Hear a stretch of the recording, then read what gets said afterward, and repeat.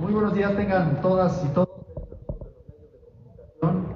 Hoy estamos de manteles largos, nos da mucho gusto recibir en Puebla a un gran jurista, a un gran servidor público, amigo, panista, Roberto Gil. Gracias por acompañarnos el día de hoy. Por supuesto, saludar también a mi querida amiga secretaria general y diputada federal, Genoveva Huerta. También agradecer y saludar a Alejandro Gómez, secretario de Acción Juvenil, que nos acompaña. Y pues también no quiero dejar de mencionar que es exalumno de Roberto Gil en el ITAM. El día de hoy queremos aprovechar la visita de Roberto Gil para platicar sobre uno de los grandes desafíos y además retrocesos que nos están amenazando actualmente en nuestro país y que tiene que ver con la reforma judicial. Una reforma judicial que ahorita no será pormenorizada, pero es una reforma que no busca austeridad, aunque sea lo que pregone, que tampoco busca democracia, aunque sea lo que prometa. Es una reforma que lo que realmente busca es control, que busca que se construya un suprapoder por encima de los demás poderes de la República. Es una reforma que nos remonta al país de un solo hombre, o en este caso al país de una sola mujer. Y llama mucho la atención que ayer el Banco de México dio a conocer, por cierto, un recorte en sus expectativas de crecimiento económico a la mitad de lo que hace unos meses estaba estimando, y señala como una de las causas de la desaceleración precisamente la falta de Estado de Derecho. Esta reforma nos va a limitar muchísimo en nuestro crecimiento. Es una reforma que acaba con la división de poderes, una reforma que, por supuesto, va a erosionar totalmente el Estado de Derecho y que además compromete la imparcialidad y la independencia de un poder al poner en manos de actores externos y específicamente de actores de la ilegalidad, del crimen organizado, la posible influencia para que accedan a cargos judiciales. Pero no me quiero alargar más. Quisiera pedirle a nuestra secretaria general si también nos brinda un breve mensaje para cederle la voz a nuestro querido Roberto Gil. Bienvenido, mi querido amigo. Puebla es tu casa. El presidente Mario Abastos, su servidor. De verdad que nos complace. Es un honor tenerte con nosotros. Créanme que va a ser una chulada de plática de lo que ahorita mencione. Y muy importante porque nos queda claro que el régimen lo único que quiere es darle la torre a México y a todos los mexicanos. Porque no solo es quedarse completamente con el Poder Judicial, sino además quitarle el derecho a los mexicanos de poderse defender. Allí en la Cámara de Diputados, las dos leyes que se aprobaron por esta mayoría artificial de Morena, eso es precisamente el mejor reflejo del autoritarismo que hoy estamos viviendo las y los mexicanos. Y ya yo creo que sin más preámbulo, porque todos te queremos escuchar, de verdad, mi querido Gil. Insisto, bienvenido a Puebla y Puebla es tu casa. Muchas gracias, presidente, no solamente por la invitación, sino por la estupenda anfitrionía. Muchas gracias, diputada federal, de las que están defendiendo las buenas causas en la Cámara de Diputados. Gracias a todos y a todas ustedes por atender esta comparecencia. El propósito de esta intervención es compartir con ustedes algunos elementos de preocupación sobre la reforma judicial. Se nos dijo durante mucho tiempo que esta reforma tenía como propósito democratizar a la justicia, que los ciudadanos íbamos a votar por quienes nos pueden juzgar, que los ciudadanos íbamos a elegir a los más competentes, a los más honestos, a los más humanistas, estoy citando algunas frases, y que podíamos incluso castigar a los corruptos, a los incompetentes, a los ineptos. El modelo de la reforma judicial está basado en tres mentiras, y son tres mentiras que configuran el mayor fraude que México ha conocido en los últimos años. Les anticipo una conclusión: en la implementación de la reforma judicial se está desmantelando poco a poco los elementos de certidumbre, de imparcialidad y de legalidad del sistema electoral mexicano.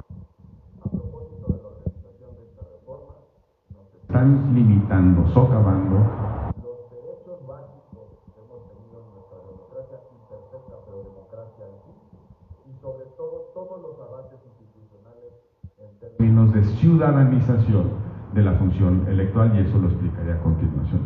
La primera mentira del fraude. No es cierto que el voto será universal y directo. Miren, cuando uno vota por un diputado, un alcalde, uno escoge entre unos candidatos que postulan los partidos. Yo voto por el candidato del PAN o el candidato del PRI. Y esa persona representa a mi distrito en la Cámara de Diputados. Esa persona es mi alcalde, al cual arregla las aceras, trae agua, limpia la basura. El Poder Judicial no funciona así. En Puebla hay una serie de juzgados de distintas materias que a cualquiera de nosotros nos puede tocar por razón del tipo de problema, por razón de la especialidad que requiere el problema y también en razón del turno. Entonces no es cierto que vamos a votar por todos los jueces que nos pueden tocar. El INE está cometiendo un enorme atropello, porque sin que lo establezca la Constitución, el INE va a asignar qué jueces van a escoger ustedes según el lugar en el que vivan, a pesar de que le puede tocar a cualquiera de ustedes, cualquiera de los jueces que están en ese estado. Miren la distorsión de este modelo. En la Ciudad de México se van a elegir 168 cargos, 21% de los cargos nacionales. La Ciudad de México no tiene el 21% de la población, ni tampoco concentra el 21% de la carga de trabajo del Poder Judicial, ni tampoco concentra el 21% de la riqueza nacional. Hay 168 cargos en la Ciudad de México por una sola razón, porque es la sede de los poderes federales, incluido el Poder Judicial. Entonces muchos de los conflictos se procesan en la Ciudad de México porque ahí están las autoridades que cometen o que resuelven esos conflictos. Vean en contraste con el Estado de México. El Estado de México tiene el doble de padrón electoral que la Ciudad de México, prácticamente 13 millones contra 7 millones. Nada más que en el Estado de México se van a elegir 54 cargos, en la Ciudad de México 168. ¿Por qué tal la diferencia si es el doble de población en un caso y en el otro? El caso de Puebla. Puebla tiene 5 millones de electores. Se parece más en tamaño a la Ciudad de México, pero tiene nada más 30 cargos electivos. Los que redactaron la reforma, sin conocer de qué se trata el Poder Judicial, piensan que a uno de ustedes solo los puede juzgar el juez y el magistrado que está en Puebla. Voy a ponerles un ejemplo muy concreto. En la Ciudad de México tienen su domicilio unos tribunales y juzgados especializados en ciertas materias, como por ejemplo extinción de dominio. Recuerdan ustedes que la figura de extinción de dominio es un procedimiento para que le quites a los delincuentes el producto o el resultado de un acto ilícito. Hay 4 juzgados en materia de extinción de dominio para todo el país. Están en la Ciudad de México porque ahí está la sede del Poder Judicial Federal. Pero esos 4 juzgados de extinción de dominio pueden resolver un caso desde Tijuana hasta Chetumal. Cualquiera de esos juzgados nos puede tocar a nosotros, nada más que nosotros no lo vamos a votar desde Puebla, lo van a votar únicamente en la Ciudad de México. Gracias a la decisión que tomó el INE, varios de estos juzgados se van a votar en municipios controlados por Morena o alcaldías controladas por Morena, como por ejemplo Iztapalapa. Un caso relevante. Ustedes seguramente han escuchado de los centros federales de alta seguridad, centros penales federales de alta seguridad, Almoloya de Juárez y Puente Grande. Ahí la Fiscalía General de la República lleva a los delincuentes más peligrosos. Ahí hay jueces federales que dictan las órdenes de aprehensión, que instruyen los procedimientos, que condenan o absuelven y que luego van verificando el cumplimiento de la sentencia. Tienen sus oficinas en Puente Grande y en Almoloya, porque ahí está el Centro Penal Federal, ahí están detenidos esas personas. Pero reciben a los delincuentes que cometen delitos en Ciudad Juárez, en Matamoros, en Chiapas, aquí los ocurrentes de las reformas piensan que los jueces federales penales de Almoloya y de Puente Grande, del Estado de México y de Jalisco, solo juzgan a habitantes del Estado de México y Jalisco, cuando puede ser cualquier caso. Si mañana el gobierno decidiese por fin solicitar una orden de aprehensión contra el médico, la solicitaría en Puente Grande o en Almoloya, porque ahí lo van a llevar porque es muy peligroso. Pero en realidad esa persona ha cometido delitos en contra de los intereses de todo el país, del Estado mexicano. El problema de esto es que los jueces penales de Almoloya y de Puente Grande los van a escoger en algún municipio de Jalisco y en algún municipio del Estado de México. Hoy no sabemos si el juez penal de Almoloya y de Puente Grande lo van a escoger en Guadalajara, en Tlaquepaque o en los Altos de Jalisco, en las zonas de influencia del Cártel Jalisco. Aquí hay otros casos, como por ejemplo el Tribunal Especializado en Competencia Económica y Telecomunicaciones. Si el gobierno le quita una concesión de radio a cualquier concesionario de Puebla, el concesionario tiene que irse a pelear a la Ciudad de México, primero al IFT y luego a uno de estos juzgados y tribunales especializados en radiodifusión. ¿Dónde van a ser elegidos esos juzgados y tribunales? En la Ciudad de México. ¿Por qué? Nadie lo entiende, ni los redactores de la reforma entienden cómo funciona. Vean esta proporción. Nada más, en la suma entre la Ciudad de México y el Estado de México, las dos entidades federativas gobernadas por Morena se van a elegir el 30% de todos los cargos judiciales del país. 3 de cada 10, nada más en esta dos entidades federativas.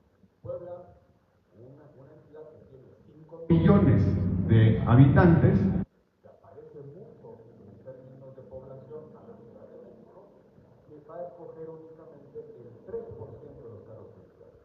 Los poblanos están subrepresentados en el poder de decidir cómo se organiza, se configura el poder judicial, en una proporción de 7 veces. La segunda trampa, el voto no será libre. Entre otras razones porque los candidatos ya los escogieron. Y los escogieron unos comités integrados en su mayoría, por gente afín a Morena. No es cierto que cualquiera se puede inscribir al proceso. No es cierto. En las elecciones normales, quiero ser candidato, voy, sigo los procedimientos de un partido, el partido me postula y yo compito contra otros y gano o pierdo. En el caso del Poder Judicial, se tenían que inscribir las personas a unos comités muy raros, integrados por 5 personas. Después de una etapa de revisión de requisitos, pasaban a otra etapa de análisis de idoneidad y luego a una tómbola y resten el número que pensaban. ¿Saben cuál fue el problema? Que manipularon la selección de los candidatos de dos maneras. La primera es que quitaron competencias, es decir, descalificaron a los posibles candidatos que podían competir contra los candidatos de Morena. Y lo peor, le metieron la mano a la tómbola. No es especulación, se los voy a demostrar. Miren ustedes en este cuadro el renglón que dice Poder Ejecutivo. Me refiero ahí al comité de evaluación del Poder Ejecutivo que presidió el señor Saldívar. En el Poder Ejecutivo se inscribieron 18,447 aspirantes. 18,000 personas fueron a tocar la puerta y decir, yo quiero ser candidato al Poder Judicial. En la primera etapa, que fuera de cumplimiento de requisitos, pasaron 11,014. Se fueron poco más de 7,000. Pero luego en la segunda etapa, que es si cumples o no el perfil, ahí donde entra la subjetividad total, le dieron una rasurada de 11,000 a 2,000. Para ellos solamente 2,000 de los 11,000 fueron idóneos. Pero ahí no está la trampa. Fíjense nada más que en 452 casos quitaron a los competidores, que es lo que se llama un pase directo. No hay dos opciones. ¿Para qué? Para evitar la tómbola. Para que no hubiera tómbola. ¿Cuándo había la necesidad de tómbola? Cuando tienes 12 más. Para que el azar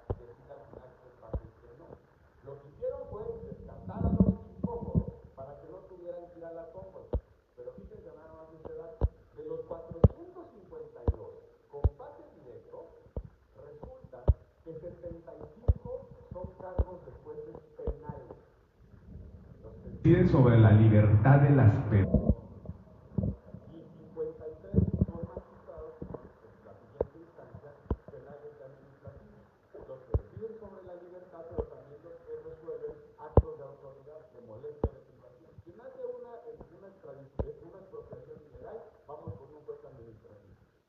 Ejecuta o contra la ejecución de un crédito fiscal, vamos con un juez administrativo. Si se meten, si clausuran su comercio, voy a un juez administrativo. Qué casualidad que le meten la mano a la calificación de los candidatos para que se den mano a jueces penales que deciden sobre su libertad o jueces administrativos que no deciden de su autoridad.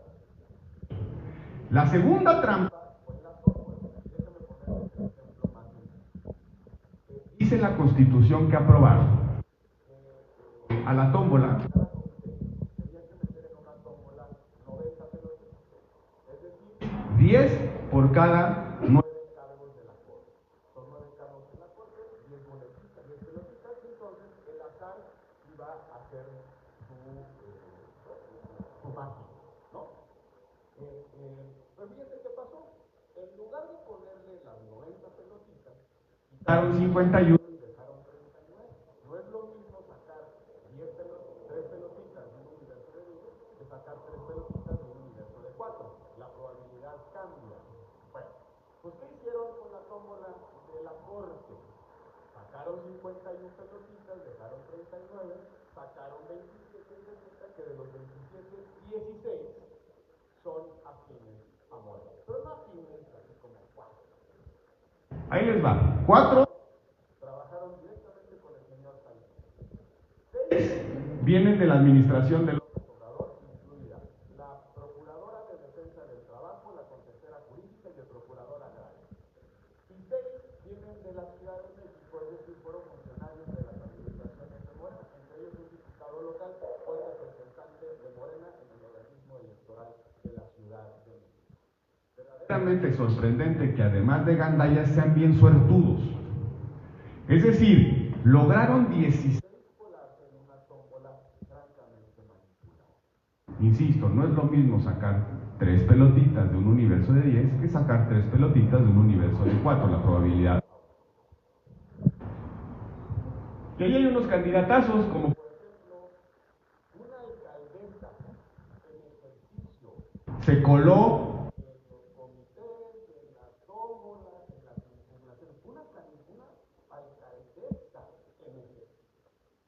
Magistrados propuestos por Morena, consejeros jurídicos de gobiernos de Morena, ellos además de tener las credenciales entre comillas, además fueron bien suertudos que pasaron la tómbola. Muchos se quedaron en el camino, sobre todo en la etapa de... La tercera mentira que configura el fraude más grande de la historia: no es cierto que los votos van a ser contados por los ciudadanos. Desde hace 30 años, desde 1991, se intaculan los funcionarios de casilla. ¿Se acuerdan que en el INE sacan una letrita, que es el apellido? Y entonces meten una tómbola, sacan los que tenemos que ir, estamos obligados a ir el día de la elección a fungir como funcionario de casilla.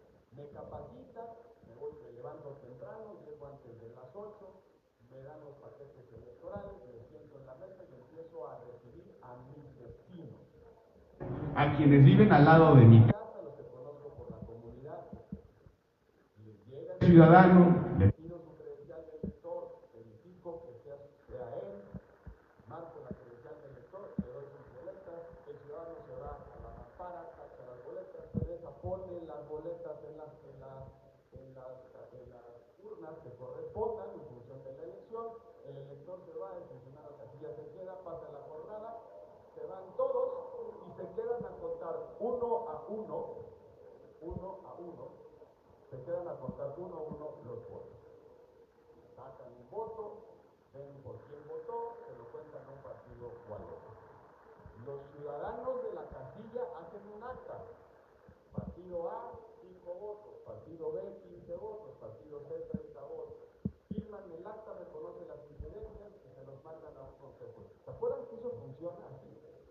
Pues resulta que ya no, porque la elección judicial, por razones supuestamente organizadas,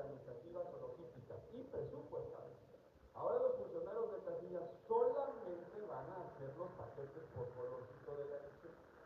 ¿Cómo va a funcionar ahora?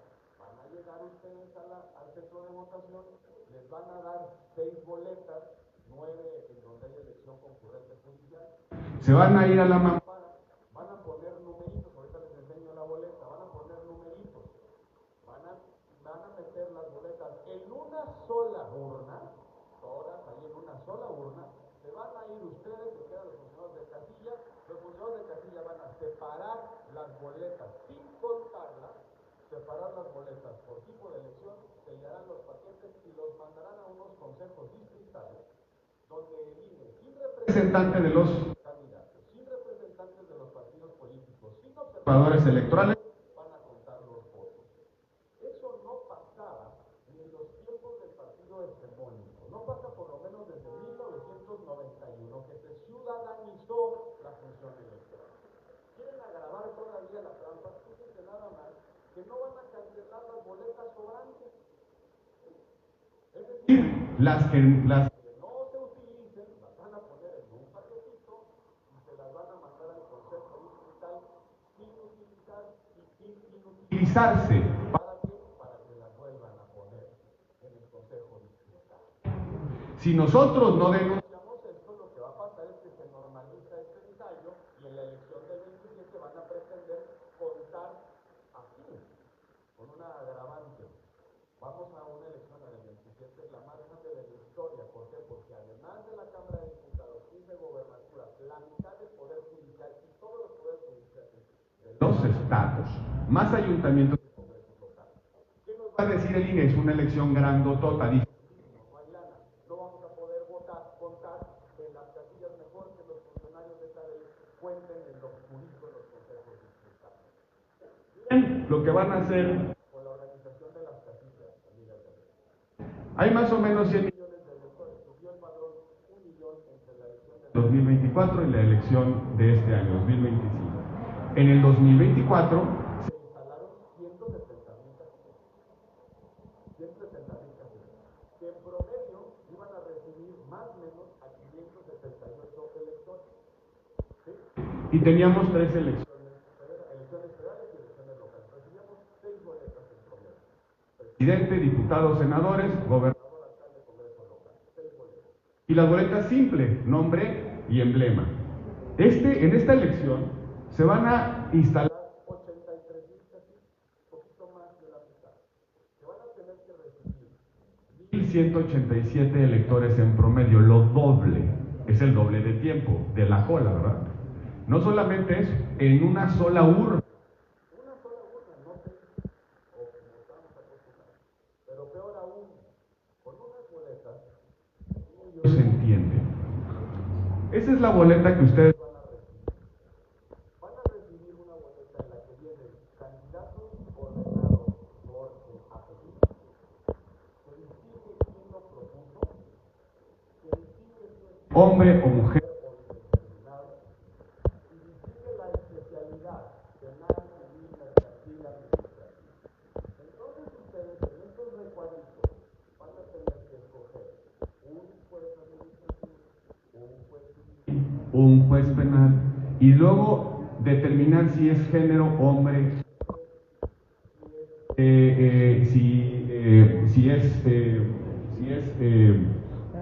si es juez o magistrado. Esa es la boleta. Esa es la boleta que ustedes van a recibir el primer domingo de junio de este año. Y en lugar de tachar, de hacer un cruce a un emblema, van a apuntar numeritos como si fuera boleto de regalo. Esas boletas se van a ir a un consejo distrital donde como sorteo de delante, 35, 20, sin vigilancia de nadie. Porque la reforma establece que los partidos políticos no pueden participar. Dicen en la promoción del voto, pero estos compadres de INE llevaron la prohibición hasta el absurdo de que los partidos políticos no pueden realizar las funciones de vigilancia como entidades de interés público que son los partidos políticos. Por ejemplo, nadie puede revisar el corte del padrón. Si aparece un millón de muertos, nadie lo va a poder saber. Nada más del corte de diciembre al corte de la semana semana pasada, aumentó el padrón en casi 700,000, 800,000 electores. Los partidos no pueden verificar, los partidos y nadie, porque los candidatos no registrados, los que pasaron la tómbola y eso, no tienen representación en ninguna etapa de la organización electoral. La conclusión, amigas y amigos, que es la que venimos a compartir con ustedes. Aquí no solamente está en juego, en riesgo, la captura del poder judicial. Ahora resulta que este es el primer ensayo de la manipulación más grave de la forma en la que hemos venido votando en democracia desde finales del siglo pasado. Y eso es lo más relevante de la esta elección, la judicial, además de llevarse a la Constitución, a la división de poderes, a la imparcialidad, a la independencia judicial, entre las patas, se puede llevar para siempre el derecho básico que conquistamos los ciudadanos, de que nuestro voto cuente y sea contado por nosotros mismos, los ciudadanos